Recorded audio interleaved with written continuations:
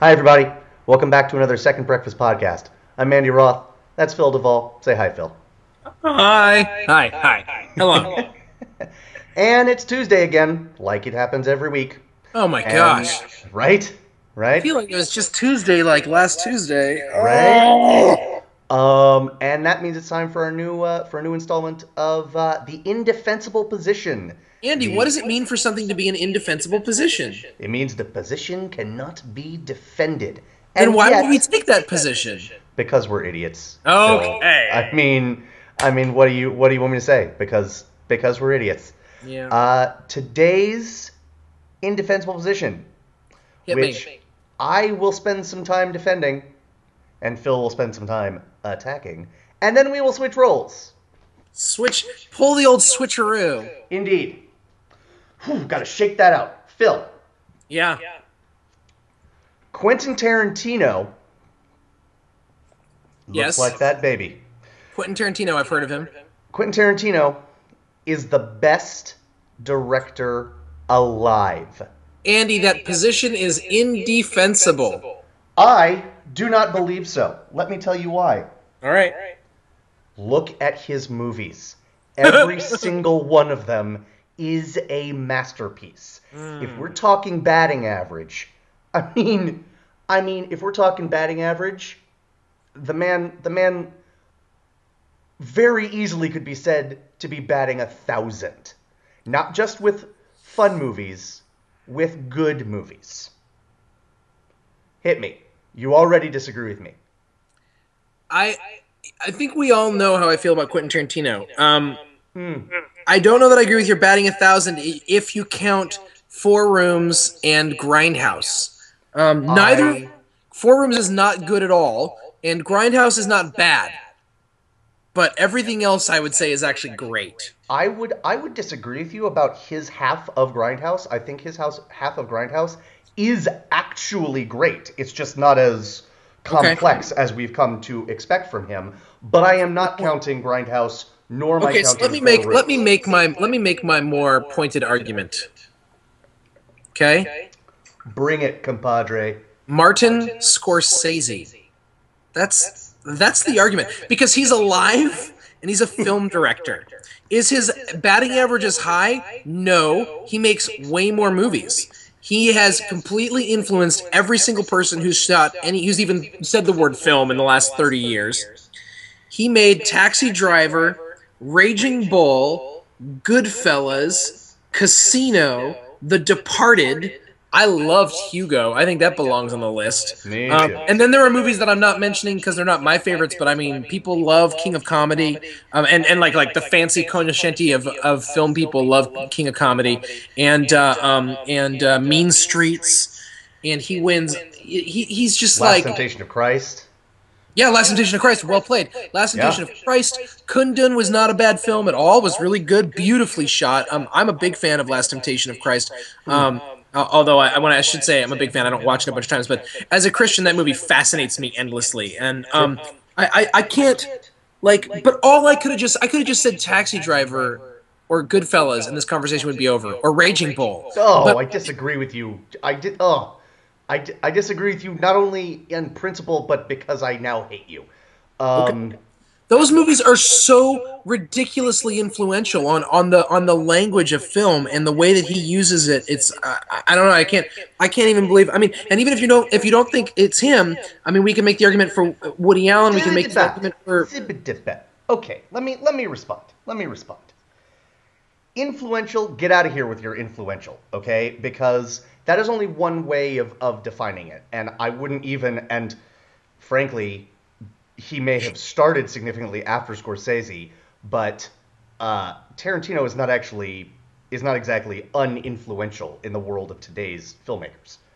Um, to say, I mean, because not only do you have people who are trying to ape his style always ineffectually, but he goes out and he finds filmmakers and he promotes them and he produces their movies. So he's actually, since I would offer the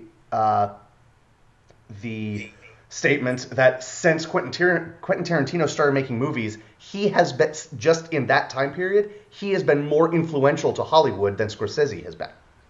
Maybe if you just look at that time period, but when you say the overall accumulation, Scorsese's been influential over a longer period of time, and he's influenced people like Quentin Tarantino. You can't. I mean, I can't imagine there'd even be a Quentin Tarantino if it wasn't for Martin Scorsese. First of all, secondly, the careers that he's helped create, Scorsese. Thirdly, I think here's another thing: is that because Tarantino writes his own stuff always, it creates a sense of a Tarantino movie. But it even when he changes genres, it's never really a different genre. It's always sort of like a Tarantino genre. But Scorsese makes mob movies. He makes sports movies. He makes family movies. Hugo was a family movie. He makes religious movies. He makes dramas, comedies. He made a musical, New York, New York, which I will go ahead and herald as not bad. Nice. He also makes famous. He does a lot of music documentaries. He directed The Last Waltz, which was a huge, very influential, and very good music documentary. Not to mention a Bob Dylan documentary, and he's recently doing he did a George Harrison documentary recently, and he's done a Rolling Stones one's coming out. These are all big deals, and on top of all this, the work that he does for film preservation, which doesn't have anything to do with directing, it's just kind of amazing. I totally agree. He's Scorsese. Man, I totally agree with you, and you're talking a lot, and you're such a smart guy, and I still just don't agree with you at all. And let me tell you why. Because I think that's short-sighted. It's not just because I don't want to say short-sighted. I do, but I won't. It all depends on how we define, which is weird because we're not talking favorite here, right? We're talking best. It still depends on our definition, right? Even with something objective like best. Yeah. And the stuff about film preservation, which you're right, it shouldn't count, but it does in terms of like his star in the Hollywood firmament, I guess, is assured. This is not a I hate Scorsese podcast by any stretch of the imagination. No, I love the guy. He has made some of the greatest movies of all time and many of my favorites. But there is something to be said when I heard this Indefensible Position, when I decided to take this on, or at least to start us off. The thing that, and yes, it's the greatest living director, but there is something to be said for the recent output. And it's not like Scorsese has fallen off by any means. I agree with you. I think Hugo was absolutely magical.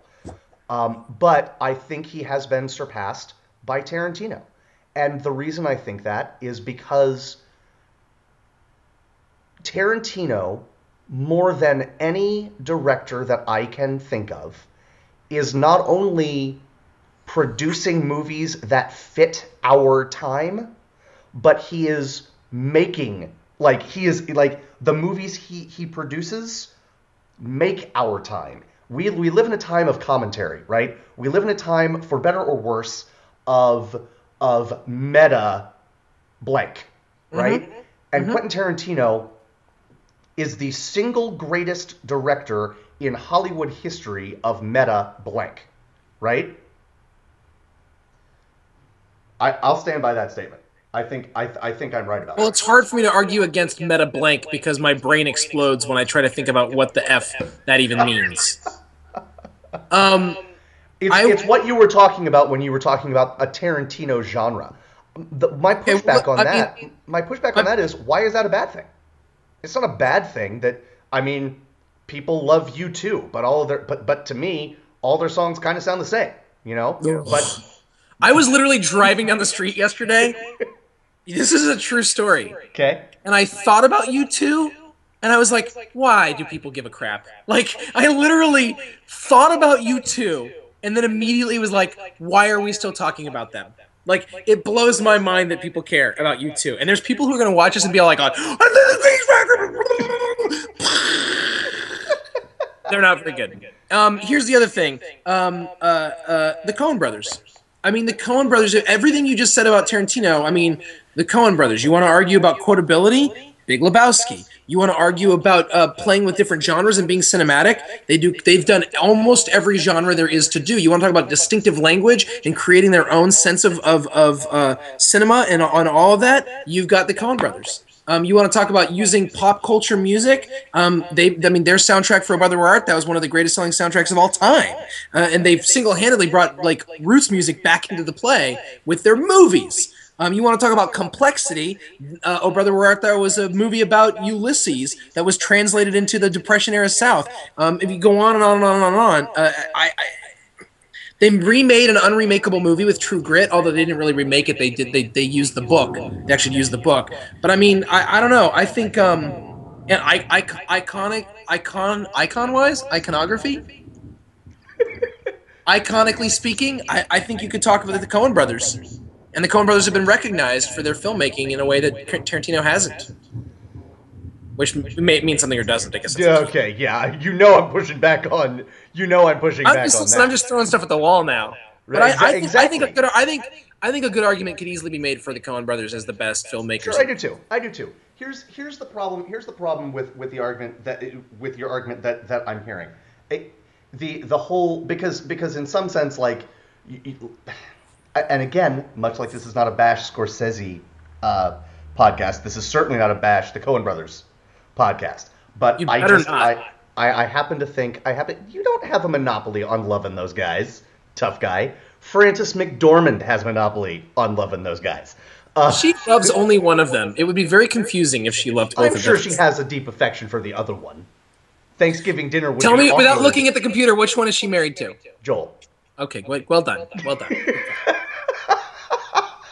I just want to check. I want to make sure you knew. I want to see your bona fides on this one, you know? He's nice. bona fide. I think I may have forgotten my point, but you were saying sure, it's not a bash Here's Coen Brothers podcast. Here's the deal. What? The argument cannot be because of the recognition that they have received. You know that's not the argument. No, it's not. It's not the argument. I added it at the very end, saying, fair. No, that's fair. By the way, like the Academy, so to speak, recognizes something here. That's not everything by any stretch of the imagination, but it's like, to me, it's not fair to say like Dan Marino never won a Super Bowl. It's fair. Here's the deal. Well, that's different because that's based on merit. I mean, yes, it's a team sport rather than an individual thing, but like. But the fact that Dan Marino never won a Super Bowl isn't actually the fact that Dan Marino never won a Super Bowl isn't Dan Marino's fault. Agreed. But sports are, if nothing else, a meritocracy, and the Academy Awards are a popularity contest. Okay, it's fine. We can argue over meritocracy. If sports are actually meritocracies, but that's fine. Fair. The thing is, you know what? I'll end my argument with this. Because I think it speaks to what you just said. Sort of bringing it sort of to a larger world. I get excited, as I know you do too, when Scorsese puts out a new movie. I get excited when the Coen Brothers put out a new movie. There is, and it isn't just because he does it less often. There is a different kind of excitement when Tarantino puts out a new movie. And not only, and yeah, I am right in the age group that I am right in Tarantino's wheelhouse. But I would venture to say that Roger Ebert gets more excited for a Tarantino movie than he does for most other filmmakers. I know it's true. I know it's true for the people that we talked about. And he loves those filmmakers. Loves them. But he has seen something special in Tarantino from the very beginning. He has repeatedly and on numerous occasions done a masterclass where they literally take Pulp Fiction frame by frame and talk about anything that interests them. That's where you find things like the Z from the keychain and like the Killian's red beard to kill Ed, kill Zed. Like that's where stuff like that comes out because people like Roger Ebert are like, this guy This guy is something special, Yeah, and but it doesn't take that's no anything different to me than away. that's no different to me than saying the Academy. That's no different. I mean, you could do that with Goodfellas and crap yourself. Goodfellas would just destroy you. Like you could do that all day long. You could just spend time with Goodfellas or Casino and their soundtracks and realize how he put the Casino soundtrack is I only disagree with you. you could spend the Casino soundtrack is, by the way, that you could buy is double disc, and they left music off to fit the soundtrack. Same with Goodfellas. The Goodfellas soundtrack is only one CD. It should be four. If you actually just watch the last act of Goodfellas, when that starts with that one day in 1980, and just looked at the music and how they use the music from that point on, it would crush your whole week. You'd be like, how? Why do I even like? Scorsese is better at making movies than I will ever be at anything I do. It's ridiculous. Like you watch Goodfellas is a masterclass on how to just put everything together: editing, writing, acting, music. He uses pop culture, pop music in a way that I don't even think Tarantino has been able to achieve yet. And I think I think Tarantino's music sensibilities are. I think I do. I think I do. It's like a wallpaper. I'm not. I don't know if I want to make the argument that any of Tarantino's movies are better than Goodfellas. I'm not sure I want to make that argument. I'm not sure I don't, but I think that's a different discussion.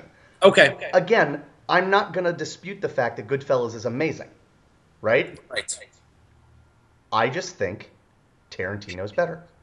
That's and I rest So stupid. All right, when do we get to switch? right now. Tarantino is clearly the best filmmaker alive. Tarantino is the only, more than anybody, Tarantino understands. Are you ready to argue with me, by the way? I'm so ready to argue with you. More than anyone alive, Tarantino understands cinema. And what I mean by that sounds so artsy-fartsy, and the funny thing is I use this really artsy-fartsy way to say something that I think actually is the exact, one of the best parts about it is it's not artsy-fartsy, which is that Martin Scorsese, who I love so much, as I have just demonstrated, who I think is a master, can get, and I don't even want to use the word lost, but I would say overly interested in the medium of film and overly interested in high concept stories or like artsy fartsiness that unless you're a film fan or like a someone who goes to art house films and instead of like, oh, I wouldn't dare have popcorn, I'll be having like like I don't know what, like they have caviar while they watch the movie. I don't know what you eat. Unless you're doing that, there's movies that Scorsese makes that really are inaccessible.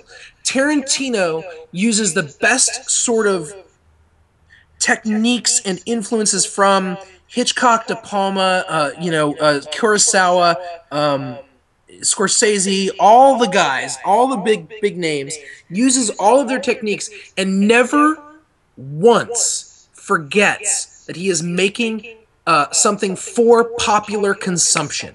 It never feels artsy-fartsy. It never feels highfalutin.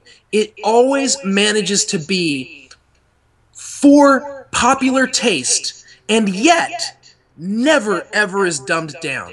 It is movie as event every single time out of the gate, and yet it never feels like a forced event or like a like manufactured.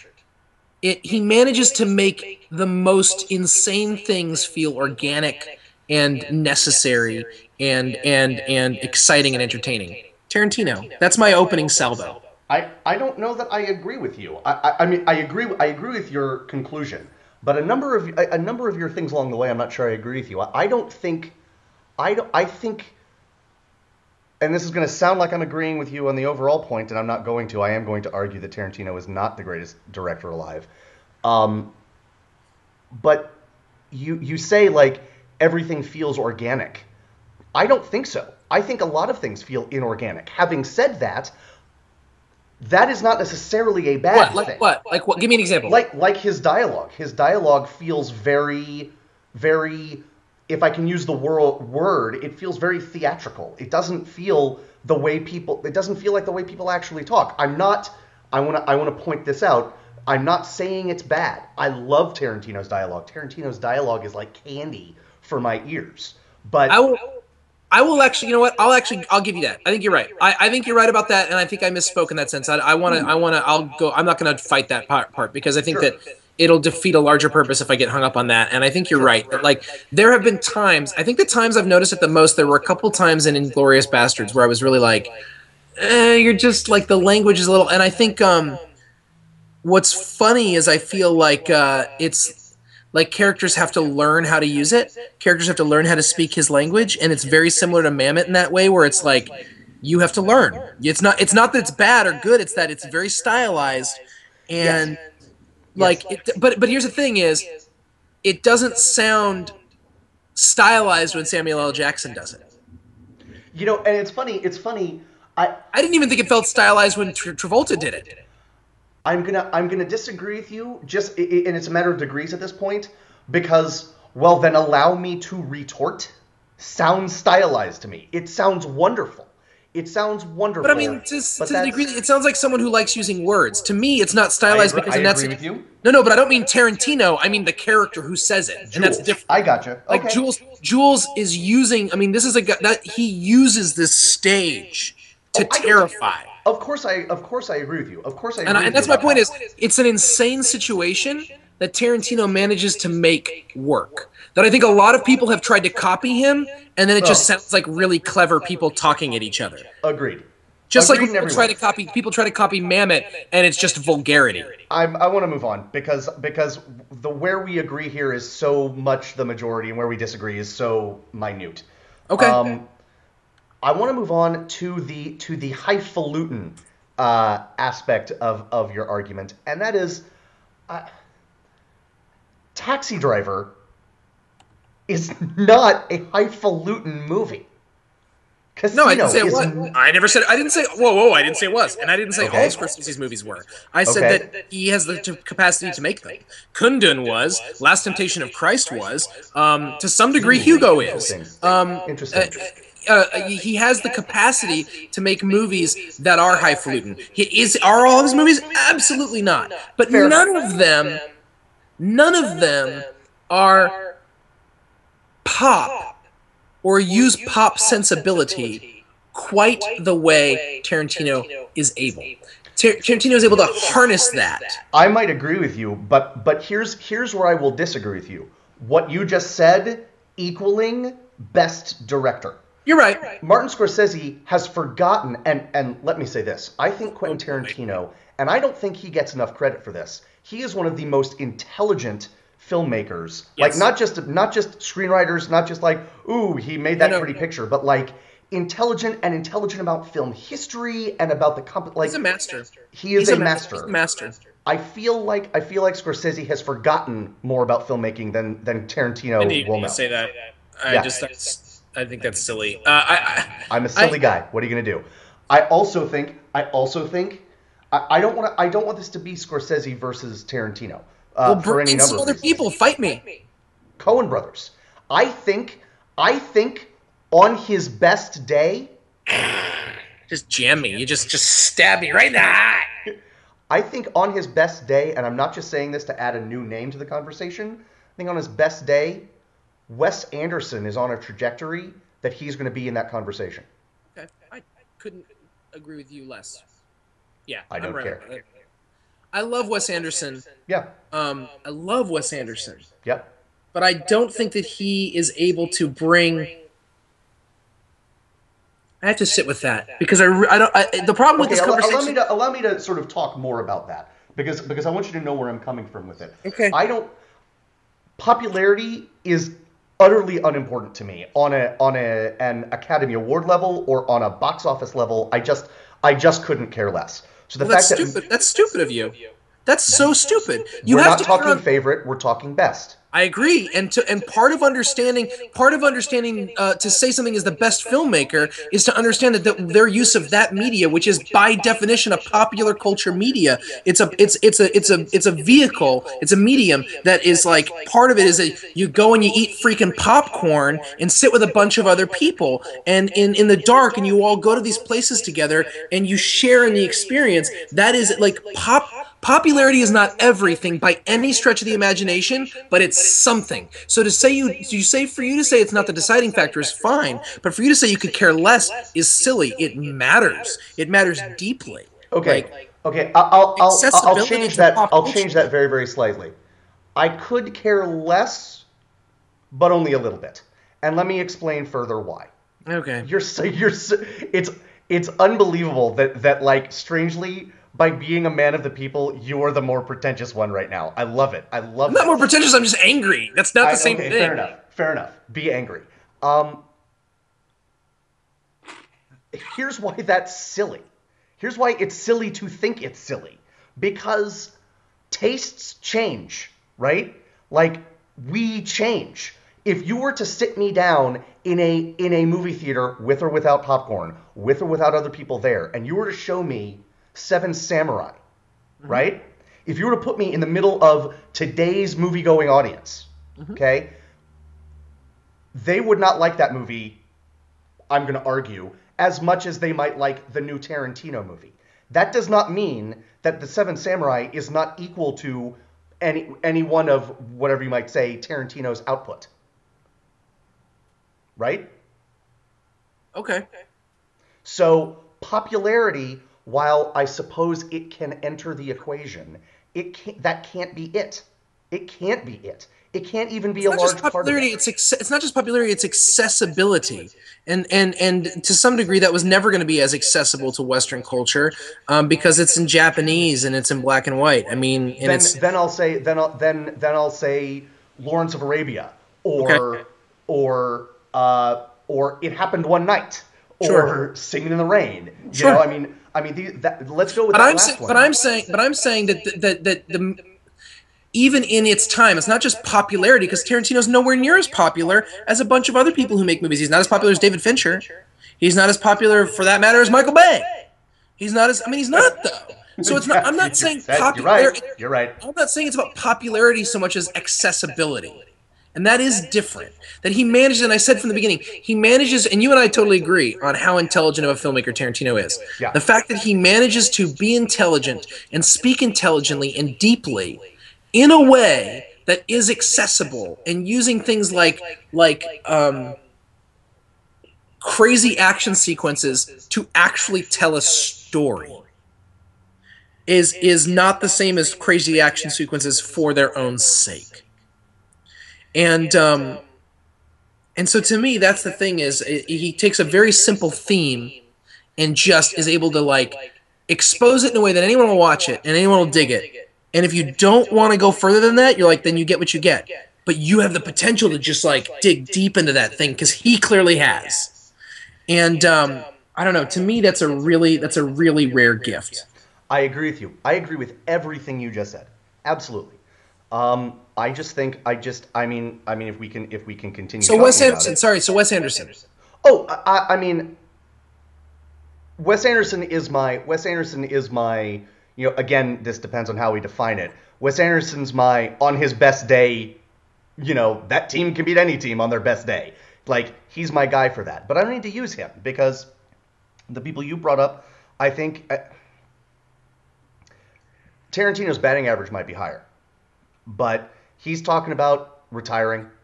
He's talking about, you know, walking away and stuff, and that's fine. He's earned the right to do whatever he wants to do.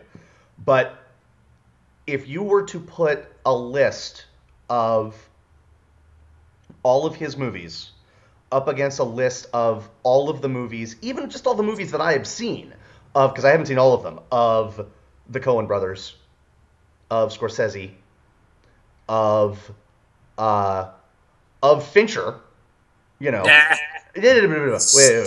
No. I wouldn't put Fincher over Tarantino. Certainly not. But there's a conversation to be had, and certainly with the Coen brothers, if not for the last 20 years, which is silly, but he's been making movies forever. The beginning, if you started them at the same point, as long as Tarantino's making movies, if you do that for Spielberg, I might say the same thing about Spielberg. That man came out of the gate like crazy. Crazy. So is part of our Craziness. understanding of greatest director alive have to do with if they're still good? Do you think? It's No, the because there's a name that we haven't said that might be the greatest director alive. who's that? Francis Ford Coppola.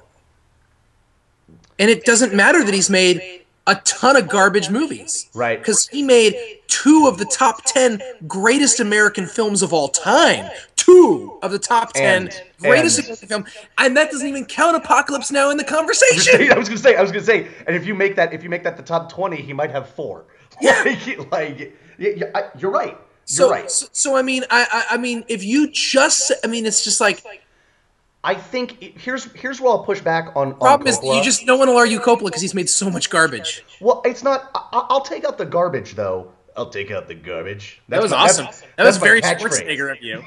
I'll take out the garbage. I'll take out the garbage.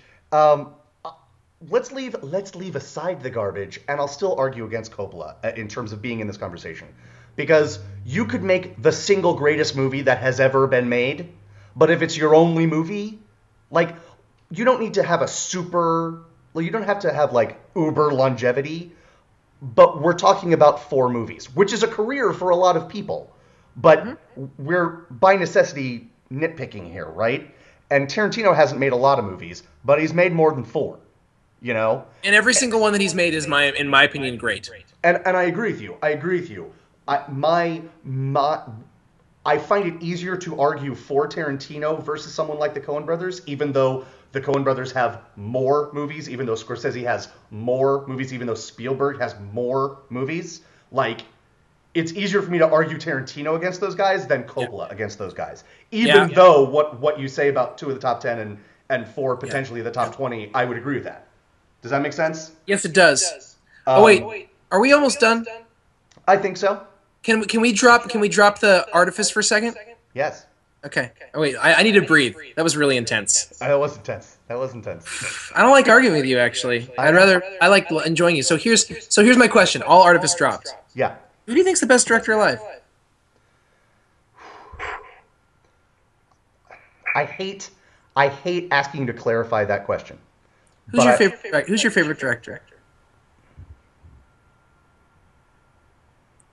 Who's your favorite director working right now? No. That's not where I'm. Oh, okay. God. I might go with Tarantino. I might. Here's my short list. With a Wes Anderson right behind it, probably. Here's my short list. Yeah. Tarantino, Wes Anderson, Christopher Nolan. I didn't even talk about Christopher Nolan. That's right. Yeah, and I probably wouldn't keep him on my list, but I think that's interesting. He's really good. And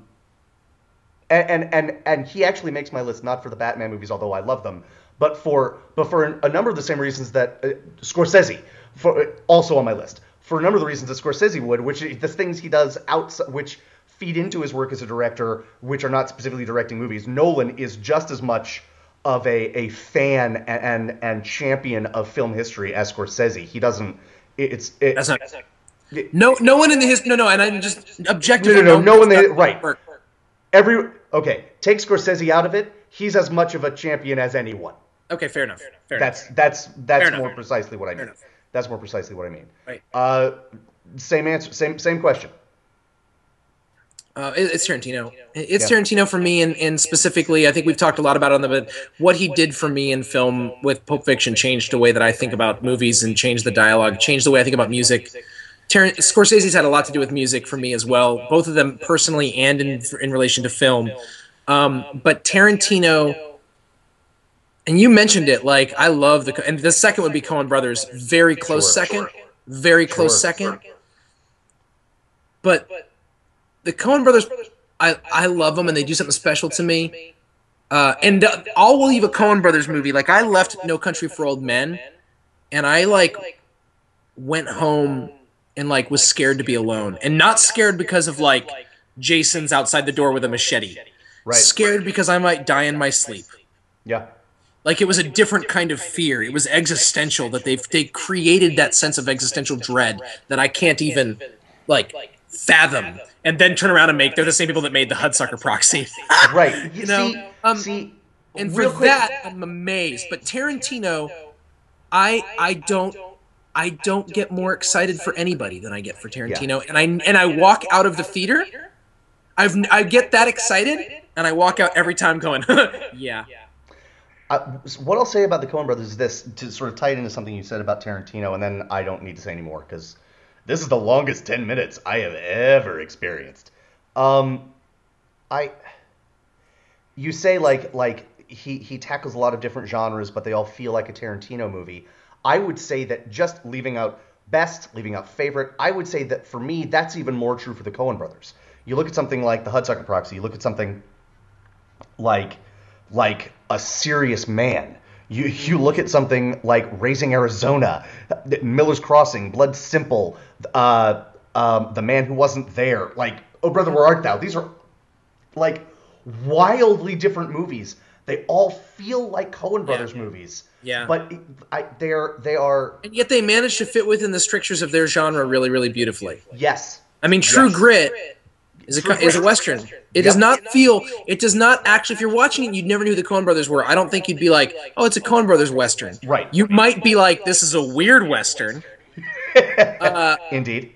You know, I forgot about Man Who Wasn't There. I feel like people should, that's as artsy fartsy as you can get, but I'll tell you what, it's artsy fartsy, folks, but The Man Who Wasn't There is just heartbreaking and beautiful. Yes. Billy Bob Thornton, James Gandolfini, Michael Badalucco, yeah. Scarlett Johansson, and Frances McDormand. It's very nearly a perfect movie, and it's not one that anyone ever talks about. Good call. I love them. I love Wes Anderson, but not on the same level. I mean, the close third to me would be Scorsese, and that's why I brought him up. And I think if I even, and my heart goes to Tarantino and Coen brothers, but my head goes to Scorsese. Fair. Like if someone said great filmmaker, the first name that would come to my mind would be Scorsese. That's fair. That's totally fair. And it's almost like he fits that category. It's like when we talk about the difference between best and favorite. Mm-hmm. I guess in my mind the benchmark is Scorsese. Nice. Well said. But is he my favorite? Not actually, which is interesting. Right. He's only my third favorite. It's like the other night when we were. It was like the other night when I made my personal statement to Steven Spielberg when we were doing our what was that, the mailbag on last Friday, and I was sort of like, look, you're not my favorite, but people always say you're not my favorite as this insult.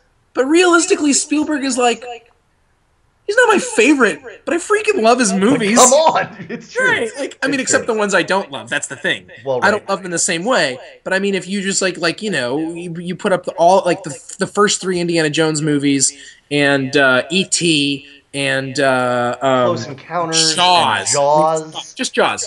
If it just was just Jaws. Right. Yeah. And yeah, I mean, then we'd already be in a happy place. So, but anyways, but Tarantino does something really, really special in my head and in my heart, and I get really goofy personal about his movies. So I defend them pretty That's fair. Staunchly. You okay? Are you okay? You seem like you're a little like out of breath. You're like, are you all right? It's been a long day already. Fair enough. Good work, though, I think. I agree with you. I'm going to be really interested to see how people feel about us yelling at each other about something we don't really, not sure if we agree on, and then... That's right. Viewers and listeners, let us know. What do you think? How would you take down this indefensible position, and which side would you be on? I will say this. If you have a conversation about the greatest filmmakers alive and you don't mention Tarantino, shut your face. Yeah, it's true. Your argument is invalid. Right, thank you. That's fair. And with that, have a lovely rest of your day, everybody. This has been another Indefensible Position at Second Breakfast Podcast. I'm Andy Roth alongside Phil Duvall. We'll see you again real soon. Bye-bye. Bye.